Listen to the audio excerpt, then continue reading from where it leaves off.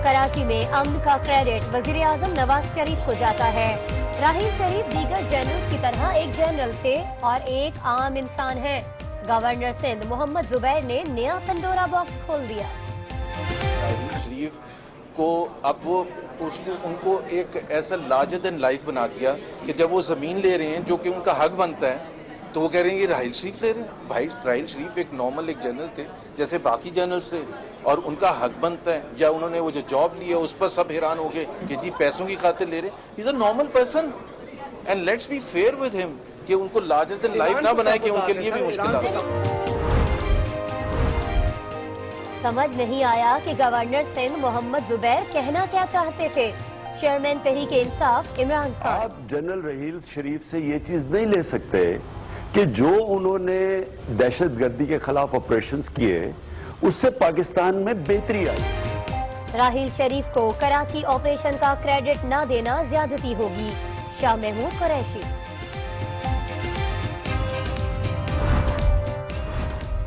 मुल्क में तीसरी सियासी कुव्वत की जरूरत है। तहरीक इंसाफ तन्हा तीसरी सियासी कुव्वत का किरदार अदा नहीं कर सकती।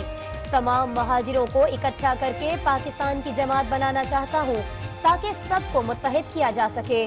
अगर मुझे आवाम में जाने दिया जाए तो आज ही पाकिस्तान आ जाऊं। परवेज मुशर्रफ की न्यूज आवर विद नाजिया में गुफ्तगू।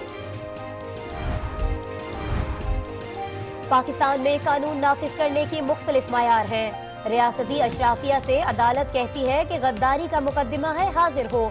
वो बाहर चला जाता है जो सिविलियन अशराफिया से मिला हुआ हो। इस पर चाहे अकबर बुख्ती के कत्ल का ही केस क्यों ना हो, वो बरी हो जाता है। अगर आइन का तहफ्फुज नहीं किया तो मार्शल लॉ से बदतर जमाना आएगा।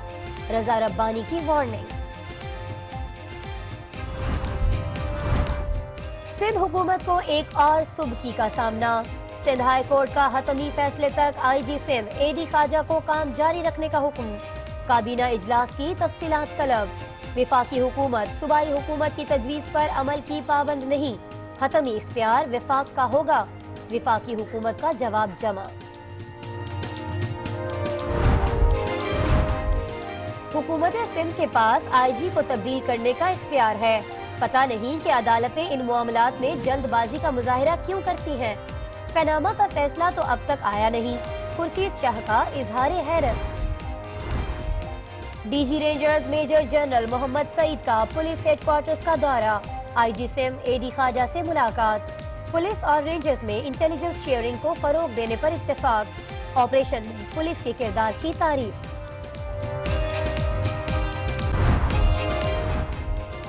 सियासी जमातों ने आज MQM को निशाने पर रख लिया।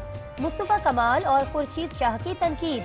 गवर्नर सिंध भी बरस पड़े। तो फिर कभी मनी लॉन्ड्रिंग में फंसी हुई है, कभी उनके लोग भाग गए हैं, यहाँ से बिलियनर बन गए हैं। रात में प्रेस कॉन्फ्रेंस करके हुकूमत से अलहदगी का ऐलान किया हुआ होता था, वही सुबह जो है वो हाथों में फूलों की पत्तियां लेकर जो है वो 9-0 पे कायदे तहरीक साहब के हुक्म के ऊपर उन्हीं लोगों के ऊपर फूलों की पत्तियां निछावर कर रहे होते थे। लाहौर खुदकुश धमाके की तहकीकात में पेशरफ। वर्कशॉप का मालिक जेर हिरासत। बेदिया और नवाही इलाकों से भी 13 अफराद गिरफ्तार। जियो फेंसिंग करके कॉल्स शॉर्ट लिस्ट कर ली गई।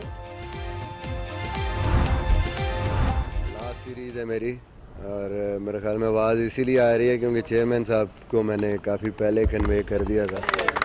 थैंक यू यार, थैंक यू, बहुत शुक्रिया। नहीं हो सका। इंग्लैंड के खिलाफ सीरीज बराबर करके नंबर 1 टीम बनना जिंदगी का यादगार लम्हा था। के साथ रुखसत किया जाएगा। तर्जुमान दफ्तर खारिजा ने पाकिस्तान और भारत के दरमियान क़याम अमन के लिए अमरीकी सालिसी की पेशकश को खुश आइंद करार दे दिया। कहा कि पाक अफगान सरहद पर बॉर्डर दहशतगर्दों की आमद रोकने के लिए है। कराची के इलाके गुलशन गाजी में खानदान पर कयामत गुजर गई। दो खानदान पर मिट्टी का तोदा गिरने से एक ही खानदान के 5 अफराद जाँ बहक जबकि 4 जख्मी हुए। नौशहरा में जमीयत उलमाए इस्लाम के 3 रोजा इज्तिमा की तैयारियां जारी। इमाम काबा और सऊदी वजीर मजहबी उमूर पेशावर पहुंच गए। इमाम काबा खुतबा जुमा भी देंगे। अयान अली कब वतन वापस आएंगी? मुलजिमा की बैरूने मुल्क क्या मसरूफियात है, वो और वकील पेश क्यों नहीं हुए। कस्टम अदालत बरहम, हाजिरी से मुस्तकिल इस्तिस्ना के बजाय एक दिन के इस्तिस्ना की दरखास्त दायर करने की हिदायत। Peoples party parliamentarians 20 crore, Tehreek Insaf 15 crore, मुस्लिम लीग नून 4.5 करोड़ और पीपल्स पार्टी 49 लाख रुपए के असासों की मालिक।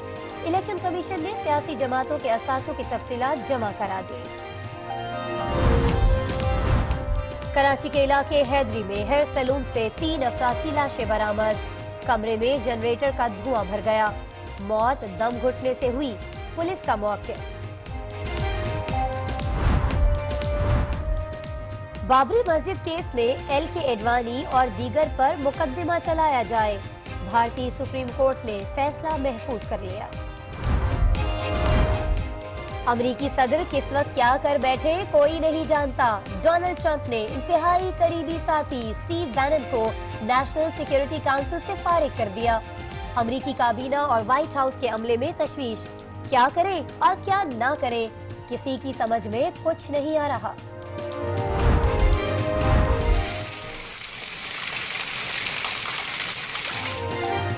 पंजाब के मुख्तलिफ शहरों में बारिश, गुजरात में यालाबारी, स्तोर में बर्फबारी का नया सिलसिला शुरू, स्कर्दू में शदीद बर्फबारी जारी, मुजफ्फराबाद और गिरदोनवाह में भी बारिश।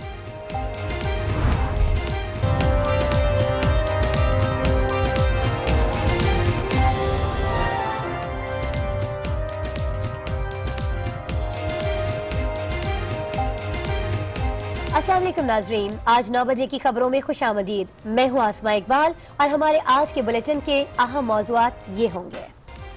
क्रेडिट है 100%, let me repeat it again, goes to prime minister Nawaz Sharif, क्योंकि मैंने जिस तरह कहा था कि तमाम स्टेक होल्डर्स आप उठा लेना, रेंजर्स क्या मौजूद नहीं थी, फौज मौजूद नहीं थी, क्या पीपल्स पार्टी नहीं मौजूद थी, क्या MQM मौजूद नहीं थी, तमाम स्टेक होल्डर्स मौजूद थे।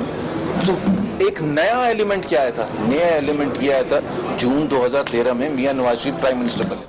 तमाम महाजरों को अगर मैं कंबाइन कर लूं और उसमें पठान, पंजाबी, बलोच, सिंधी, बंगाली, बिहारी, इन सबको उसके अंदर किसी तरीके से ले आऊं, ये जब आ जाएंगे फिर ये तीसरा पॉलिटिकल फोर्स बनता है। लास्ट सीरीज है मेरी और मेरे ख्याल में आवाज़ इसीलिए आ रही है क्योंकि चेयरमैन साहब को मैंने काफ़ी पहले कन्वे कर दिया था। कोशिश यही होगी कि एक अच्छी सीरीज़ और अच्छे नोट पर ख़त्म करूँ इसको। और नाज़रीन, इसके अलावा हम बात करेंगे सिंध हुकूमत की, जिसकी एक और कोशिश नाकाम हो गई है।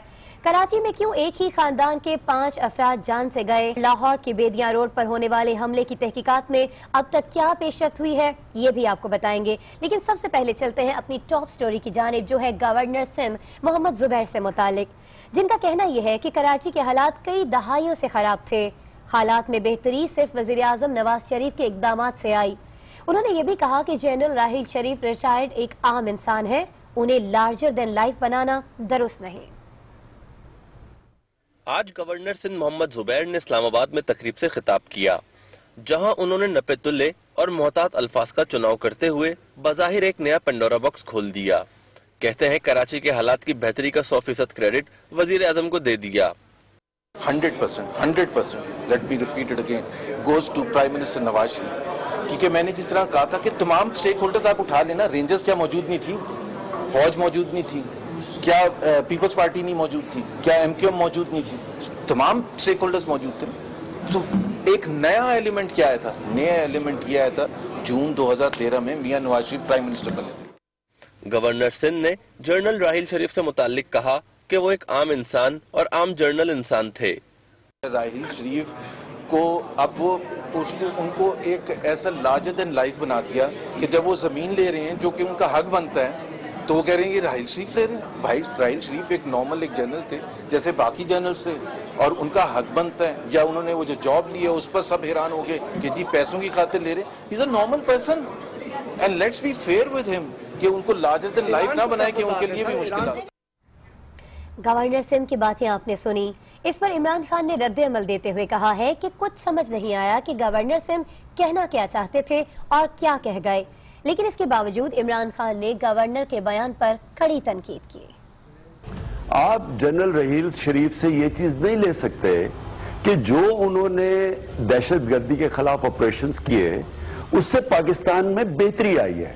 ये एक फैक्ट है। ये कहना कि ये इनका ये नवाज शरीफ का क्रेडिट है, तो इनको याद रखना चाहिए कि इससे पहले भी आर्मी चीफ्स थे, फौज थी, लेकिन इस तरह की जो इन्होंने जब से इन्होंने बड़े डिसाइसिव बड़े इन्होंने जो कदम उठाए दहशतगर्दी के खिलाफ, पाकिस्तानियों की जिंदगी बेहतर हो गई।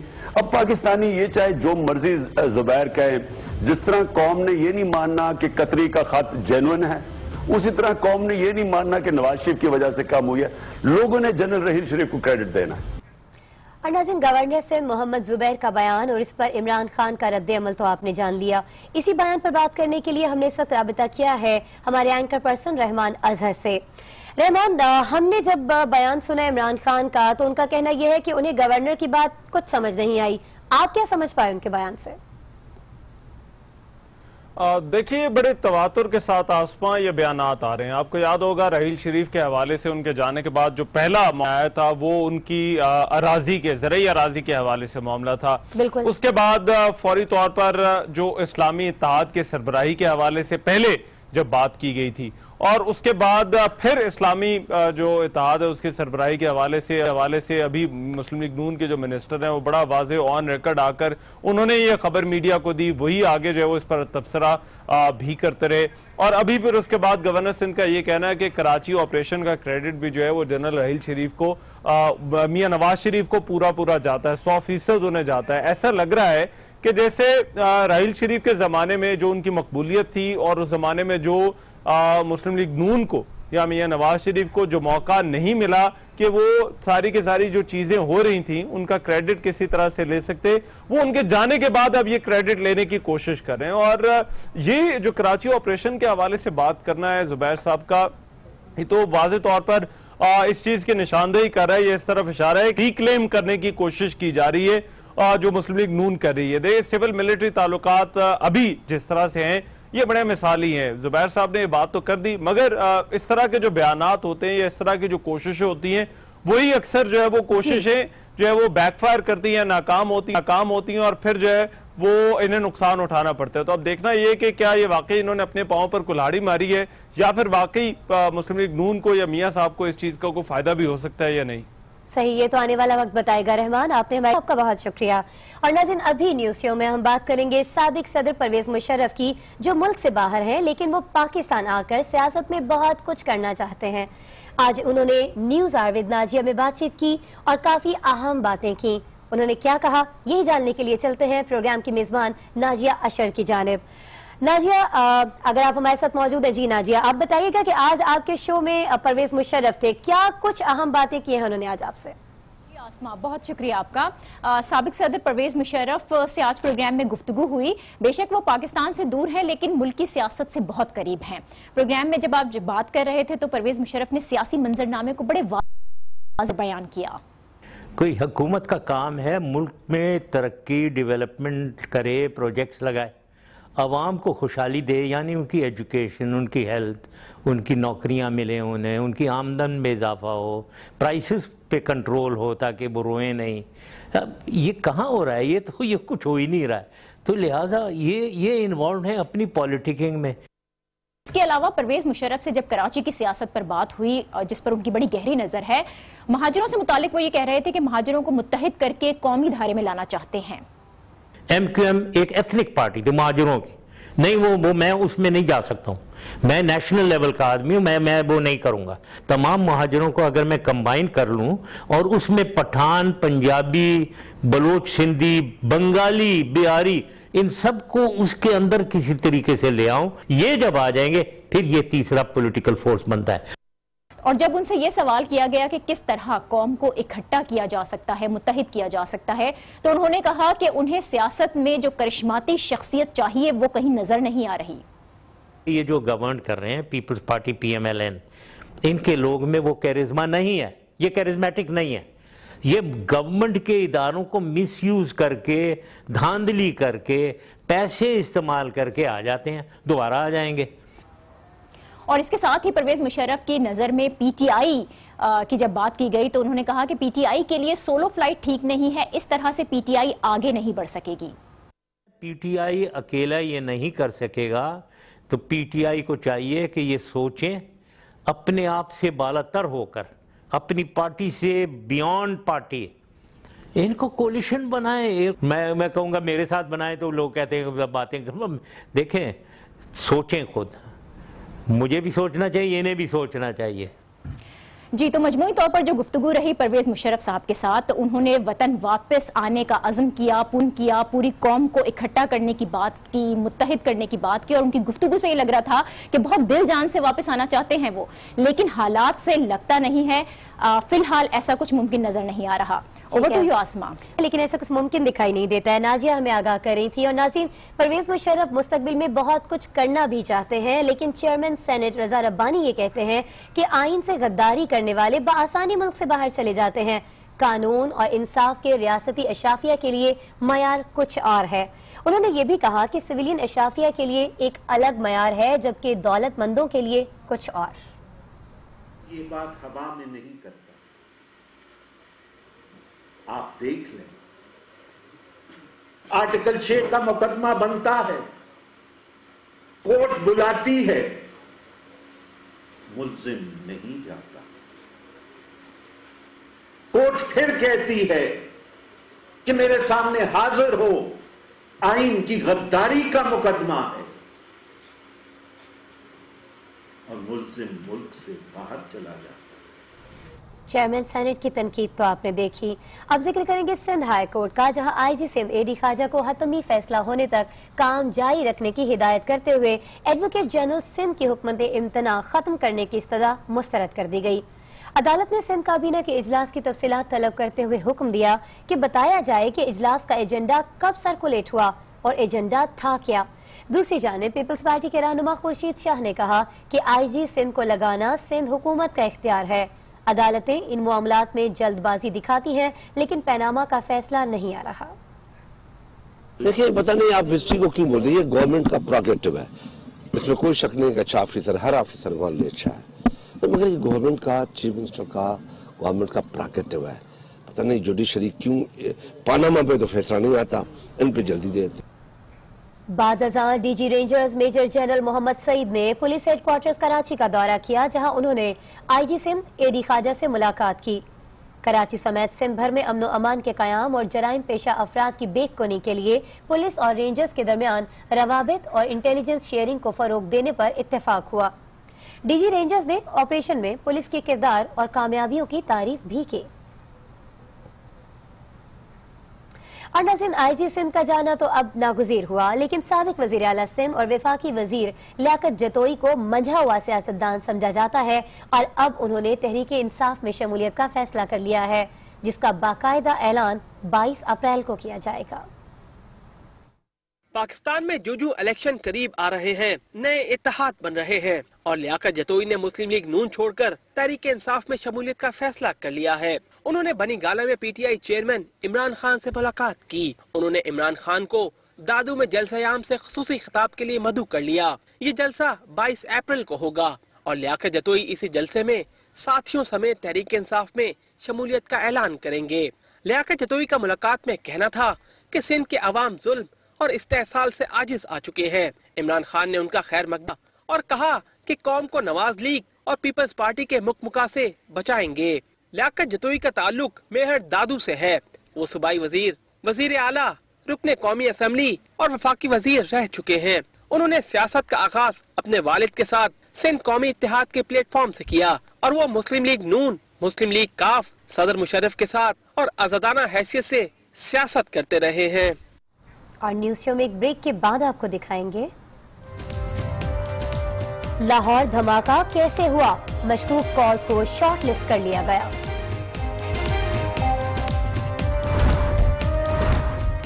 और कराची में सोए एक खानदान पर कयामत गुजर गई।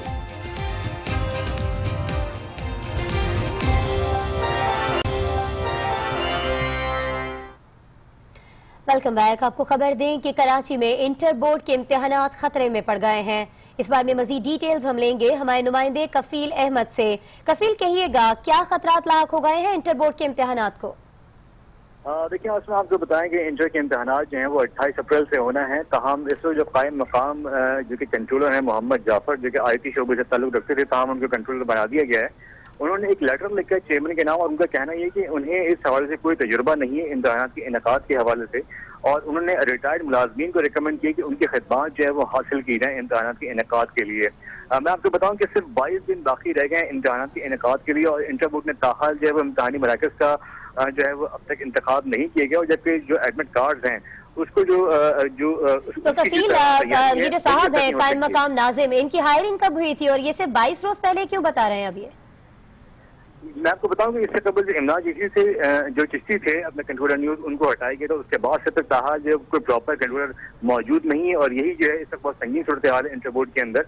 और आपको बताऊं कि इम्तिहानात करीब हैं, और इस वक्त ताहा कोई सिक्योरिटी के हवाले से मैं आपको बताऊं कि कोई सिक्योरिटी जो है वो बोर्ड के अंदर मौजूद नहीं है। कराची में इंटर बोर्ड खतरे में पड़ गए हैं क्योंकि कायम मकाम नाजिम कहते हैं कि उनको एक्सपीरियंस नहीं है इस तरह के इम्तिहानात कराने का। आपने आगाह किया कफील, आपका शुक्रिया।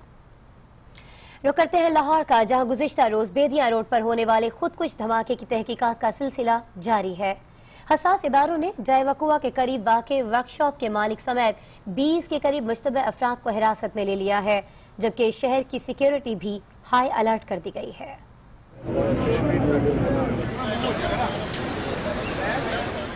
लाहौर में बेदिया रोड पर गुज़श्ता रोज पेश आने वाले दहशतगर्दी के वाक़े की तहकीकात जारी हैं। ज़राए के मुताबिक सिक्योरिटी इदारों ने जख्मी वैन ड्राइवर उस्मान के मोबाइल फोन रिकॉर्ड की मदद से जाए वकुआ के करीब वाक़े वर्कशॉप के मालिक याकूब को हिरासत में ले लिया है। जाए वकुआ की जियो फेंसिंग के जरिए मशकूक कॉल्स को शॉर्ट लिस्ट भी कर लिया गया है।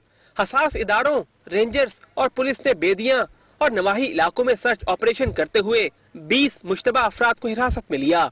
सर्च ऑपरेशन के दौरान एक फैक्ट्री से नाजायज असलहा बरामद करके एक शख्स को गिरफ्तार किया गया। ज़राए के मुताबिक खुदकुश हमला आवर को लाने वाला सहूलतकार धमाके से कबल मुसलसल मोबाइल फोन इस्तेमाल करता रहा।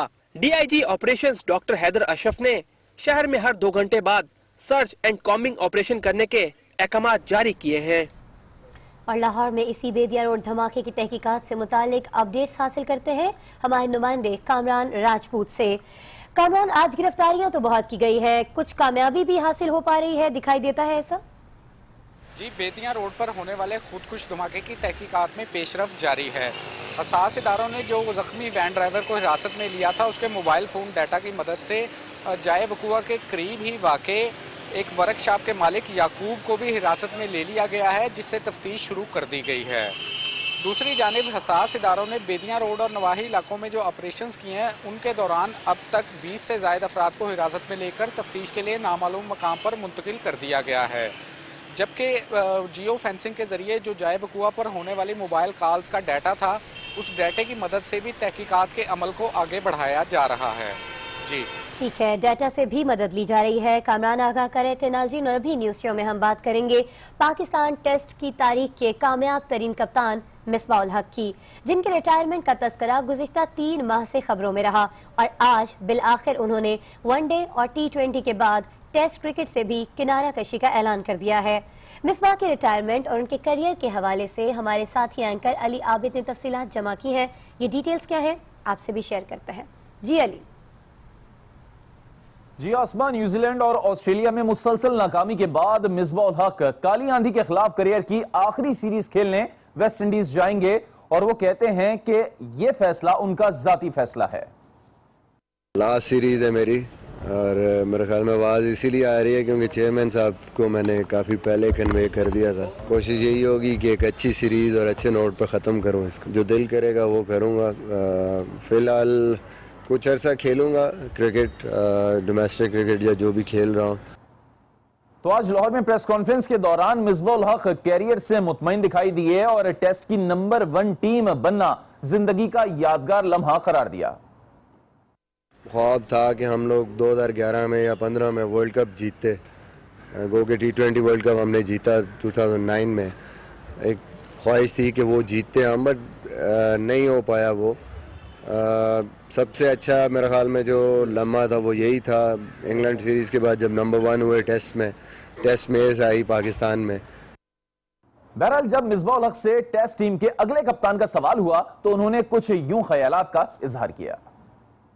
देखिए मेरे ख्याल में suggestions already Sarfaraz vice captain है और 2 फॉर्मेट्स में कप्तानी कर रहा है। मेरे ख्याल में हमारे बेहतर यही है कि हम उसको सपोर्ट करें, फिर वो बंटवारा न कर दें हम कि आधी सोच किसी और तरफ आधी किसी और तरफ। उधर पीसीबी चेयरमैन शहरियार खान ने मिसबाह को पूरे एजाज के साथ रुखसत करने का ऐलान किया है। बेशक तकरीब होगी, उनको एक ऑनर किया जाएगा, उनको अवार्ड्स दिए जाएंगे, वो तो अपनी जगह है, लेकिन बहुत कुछ और भी करेंगे इंशाल्लाह। हम इसलिए के मिसबाह के जो खिदमत हैं पाकिस्तान की क्रिकेट के लिए वो बहुत बुलंद है, बहुत अच्छी है।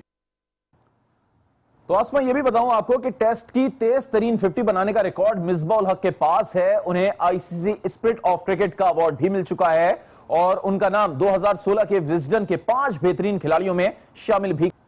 बहरहाल यहां पर आपको यह भी बताऊं कि मिसबाह उल हक को 5000 रन का संगे मील मुकम्मल करने में फकत 49 रन दरकार हैं और वो ये कारनामा अंजाम देने वाले पाकिस्तान के 8वें खिलाड़ी बन जाएंगे। Back to studio.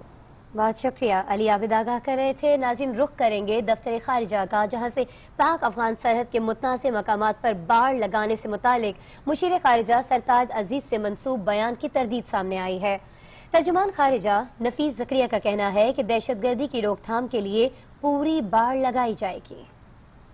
पाकिस्तानी हदूद के अंदर बाड़ लगाने का अमल जारी है। इस इक़दाम का मकसद दहशतगर्दी की रोकथाम है। सरहदी इंतजाम को बेहतर बनाने के लिए बाड़ लगाई जा रही है।